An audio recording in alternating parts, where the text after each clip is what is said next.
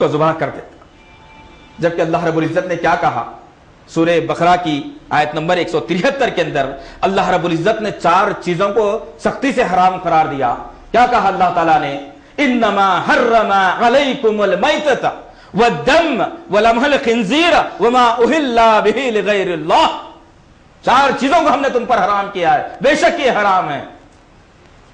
بہتا ہوا خون، مردار سور کا گوشت اور وہ غذا، وہ کھانا جو غیر اللہ کے نام سے دیا جاتا ہے. اللہ نے واضح کر دیا وہ غذا، وہ کھانا، وہ چیز جو غیر اللہ کے نام سے دی جاتی ہے ہم نے اس کو حرام قرار دیا. اور یہ حرام کر کے جن کو خوش کرنے کے لیے جادوگر، جن کو اپنے قبضے میں لینے کے لیے یہ حرکات کو ارتکاب کرتا ہے، پھر وہ جن اس کے قبضے میں آتا ہے. اور قبضے میں آنے کے بعد وہ جن کو اپنے قبضے میں لے کر کے اس کے من مانی باتوں کو سنتے ہوئے، اللہ کی ذات میں شرک کرتے ہوئے، اللہ کے قانون کو توڑتے ہوئے، قرآن کی بے حرمتی کرتے ہوئے، نبی کریم صلی اللہ علیہ وسلم کی شخصیت کو مجروح کرتے ہوئے وہ علم حاصل کرتا ہے جس کو جادو کہا گیا ہے. ایک ایسا علم جس کو شریعت نے کبھی اجازت نہیں دی، جس کے اندر شریعت کی کوئی گنجائش نہیں ہے، اس چیز کو وہ پھر حاصل کرتا ہے. اور وہ جن جب اس کے قبضے میں آتا ہے تو وہ خوش ہوتا ہے اور کہتا ہے کہ اب تو میری بات سن، میں نے تیرے لیے یہ سارے کام انجام دیے، میں نے تیرے کہنے پر اپنی بیوی کو دوسروں کے حوالے کیے، میں نے تیرے کہنے پر قرآن کی آیتوں کو تلوے کے نیچے لکھ کر بیت الخلا میں گیا، میں تیرے ماننے تجھے حاصل کرنے کے لیے اپنی گدی کے نیچے میں نے قرآن کو رکھا، میں نے اللہ کی ذات میں شرک کیا، غرض و تمام غلاظت کے میں نے کام کیے تیرے حاصل کرنے کے لیے، اب تو میرے قبضے میں ہے، اب تو میری بات سن کر کے رہے گا. تو وہ جن کہتا ہے کہ بے شک میں تیری بات سن کر کے رہوں گا. عزیزان محترم، اسی ضمن میں 4 ائمہ کے قول ہم نے آپ کے سامنے رکھے. یہیں تک نہیں، علامہ ابن کثیر رحمت اللہ علیہ، جن کی تفسیر ابن کثیر موجود ہے، علامہ ابن تیمیہ رحمت اللہ علیہ، ابن خدامہ رحمت اللہ علیہ، ایسے بڑے بڑے مفسرین، ایسے بڑے بڑے علم رکھنے والے لوگ یہ جادوگروں پر قتل کا فتویٰ لازم کرتے ہیں. اور آج ہماری حالت یہ ہے کہ آج ہم جادوگروں کی صحبت اختیار کر کے، آج ہم جادوگروں کو لے کر کے، آج ہم جادوگروں کے ساتھ میں رہ کر کے، آج ہم جادوگروں کو اپنا دوست مان کر کے، آج ہم جادوگروں کو اپنی محفلوں میں بلا کر کے یہ سمجھتے ہیں کہ ہم بہت بڑا کارنامہ انجام دے رہے ہیں. یہ کہاں کا اصول ہے عزیز ساتھیوں؟ یہ تھا دوسرا حصہ ہمارا کہ جادوگر کے متعلق. اب تیسرا اہم نقطہ ایک یہ ہے، پہلا جو ہمارا حصہ تھا وہ جنات کی حقیقت پر تھا، دوسرا ہمارا جو نقطہ تھا وہ جادوگر کے متعلق تھا. تیسرا جو اہم نقطہ یہ ہے کہ جادو کا علاج. اب جادو کا علاج کیسے کیا جائے؟ ہمارے بہت سارے بھائیوں اور بہنوں کے ذہن میں، بالخصوص مسلمانوں کے ذہن کے اندر ایک سوال یہ بیٹھا ہوا ہے کہ جادو اگر کسی پر ہو جائے تو وہ جادو کا علاج سوائے جادو سے دوسرا ہو ہی نہیں سکتا. یہ لفظ کہنے سے پہلے ایک مسلمان کو توبہ کرنے کی ضرورت ہے. میں تو کہوں گا ایک مسلمان کو توبہ کرنے کی ضرورت ہے. ہمارے سامنے جب کئی لوگ آ کر کے ایسی مثالیں رکھتے ہیں تو ہم ان کے سامنے ایک مثال پیش کرتے ہیں کہ بھئی چلو ٹھیک ہے، ایک آدمی کو جادو ہو گیا جو گھناؤنا جرم ہے اور غلیظ علم ہے، جس کو سفلی کہا گیا ہے، غلیظ علم قرار دیا گیا ہے، اس سے ایک آدمی متاثر ہو گیا. تو اب وہ آدمی کو اچھا کرنے کے لیے ایک جادو کا ہی سہارا لے کر کے اچھا کیا جانا، یہ کہاں کا دستور ہے؟ اب ہم آپ کے سامنے ایک مثال رکھتے ہیں اور آپ سے سوال پوچھیں گے کہ آپ ایک راستے سے گزر رہے تھے، کسی سڑک سے یا کنارے سے آپ گزر رہے تھے، بازو سے ایک ڈرینیج کا گندا پانی بہ رہا ہے، ایک موٹر سائیکل والا ہے، گاڑی والا بڑی تیزی سے اس غلیظ پانی میں سے اچھالتے ہوئے چلا گیا، جس کی وجہ سے آپ کے کپڑوں کے اوپر وہ گندا پانی گر گیا. تو آپ دھوئیں گے کس سے؟ کیوں بھائی؟ گندا پانی تھا، ظاہر سی بات ہے. تو جادو گندگی والی چیز ہے، اس کو گندگی سے کیسے صاف کیا جا سکتا ہے؟ یہ نقطہ ہے، ایک ذہن کو صاف کر لیجیے اچھے طریقے سے.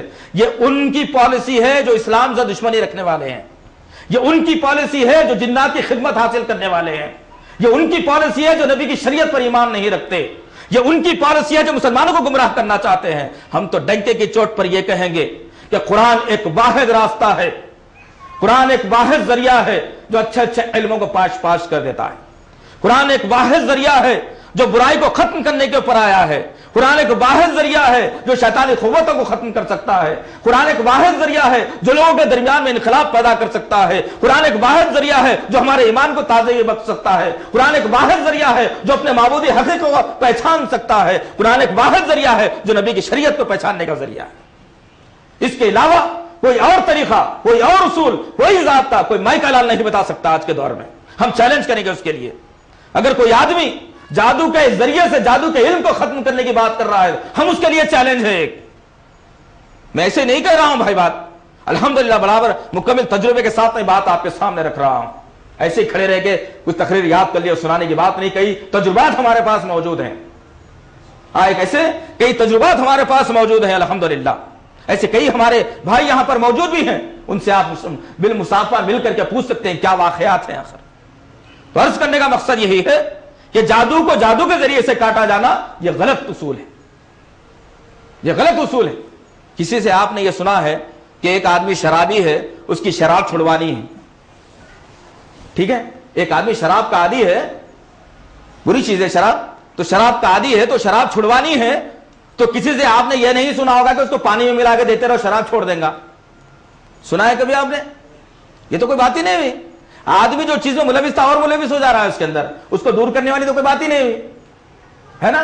لہذا اس کو شراب اگر چھڑوانا ہے تو پانی کی عادت ڈالو. اس کو ہر وقت جب بھی منگاؤ پانی دیا کرو. اس کو غلاظت کے بارے میں بتاؤ، اس کو جرم کے بارے میں بتاؤ، تو وہ برائی کو چھوڑ کر اچھائی کی طرف آئے گا. چنانچہ اس ضمن میں اہل علم میں بڑی تفصیل سے باتوں کو لکھا ہے کہ جادو کا علاج جادو کے ذریعے سے ہرگز نہیں ہو سکتا. اس کا واحد علاج یہ ہے کہ وہ قرآن کے ذریعے سے کیا جائے. چنانچہ صحیح بخاری کی ایک حدیث ہے، حضرت ابو سعید خدری رضی اللہ تعالیٰ عنہ روایت کرتے ہیں کہ ہم ایک راستے سے جا رہے تھے، ہمارا پڑاؤ کسی ایک مقام کے اوپر ہوا. تو ہم نے سنا وہاں پر کہ کسی ایک لڑکے کی طبیعت کچھ خراب ہے، بہت دن سے اس لڑکے کی طبیعت کچھ خراب ہے. تو وہ ہمارے پڑاؤ کو دیکھ کر وہاں کے کچھ لوگ آئے اور آ کر کے کہنے لگے کہ اے لوگوں، ہمارے ہاں ایک لڑکے کی طبیعت کافی عرصے سے خراب ہے، تم میں سے ہے کوئی کچھ منتر پڑھنے والا جس کے ذریعے سے ہمارے بچے کی صحت اچھی ہو جائے؟ تو حضرت ابو سعید خدری رضی اللہ تعالیٰ عنہ نے کہا کہ ہاں ضرور، میں اس کے بارے میں پڑھوں گا.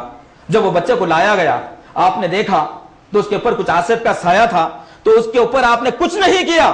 اب یہاں پر دیکھیے نقطہ کیا ہے کہ انہوں نے کچھ نہیں کیا بلکہ صرف سورہ فاتحہ کو پڑھا اور کچھ پانی پہ دم کر کے دیا، اور اس کے اوپر جب وہ دم کیا گیا سورہ فاتحہ تو الحمدللہ وہ پانی پیا لڑکا، اور جب وہ لڑکا صحت مند اور صحت یاب ہو گیا تو انہوں نے کچھ پنیر، گھی، کھجور اور پھر کچھ 2 مینڈے آیا ہے احادیث کے اندر، 2 مینڈے جب لا کر کے دیے گئے تو ابو سعید خدری رضی اللہ تعالیٰ عنہ نے کہا کہ یہ پنیر، گھی اور کھجور واپس لے جاؤ اور مجھے صرف یہ 2 بکروں میں سے 1 بکرا دے دو. جب وہ بکرے کو لے کر کے نبی کریم صلی اللہ علیہ وسلم کی خدمت اقدس میں آتے ہیں، جب آ کر کے عرض کرتے ہیں کہ یا رسول اللہ ایسا واقعہ ہمارے ساتھ میں پیش آیا ہے، تو نبی کریم صلی اللہ علیہ وسلم نے کہا کہ تمہیں کیسے معلوم کہ سورہ فاتحہ شفا ہے، سورہ فاتحہ رقیہ ہے، سورہ فاتحہ دم ہے؟ تو انہوں نے کہا کہ یا رسول اللہ بس وہ آدمی آیا وہ لڑکے کو لے کر کے، میں نے ایسے ہی سورہ فاتحہ پڑھ دیا. تو نبی کریم صلی اللہ علیہ وسلم نے کہا کہ تم نے بہت اچھا کیا جو یہ کیا.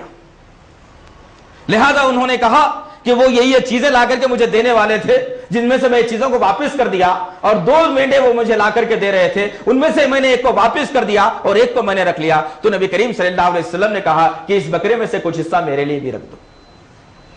بات واضح ہو گئی کہ بری چیز کو میٹنے کے لیے قرآن کا سہارا چاہیے، بری چیز کو ختم کرنے کے لیے قرآن کا علم چاہیے، کسی اور کے علم کی مسلمان کو ضرورت نہیں پڑتی. سورہ فاتحہ کی آیت نمبر 4 بار ہم پڑھتے ہیں نماز کے اندر کہ ایاک نعبد و ایاک نستعین، ایاک نعبد و ایاک نستعین، ہم تیری ہی عبادت کرتے ہیں اور تجھی سے مدد چاہتے ہیں. باقی مدد کو اللہ نے حرام قرار دیا.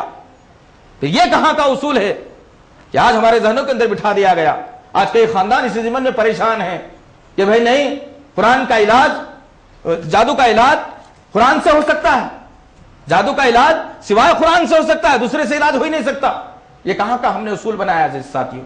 آئیے اس ضمن میں الحمدللہ اللہ کی توفیق اور ساتھیوں کی کوشش اور پھر ہماری ایک ہمت افزائی کے ذریعے سے الحمدللہ ایسا ہی ایک سینٹر جو علاج کے لیے ہوتا ہے جادو کی مخالفت میں اور جادو کو کاٹنے کے لیے، الحمدللہ ہم نے مسجد حاضہ میں ایک قائم کیا ہے جو بعد نماز عصر تھا عشاء اس مسجد کے اندر چلتا ہے، اور الحمدللہ تقریباً خاندان، احباب، دوست رشتہ دار، محلے والے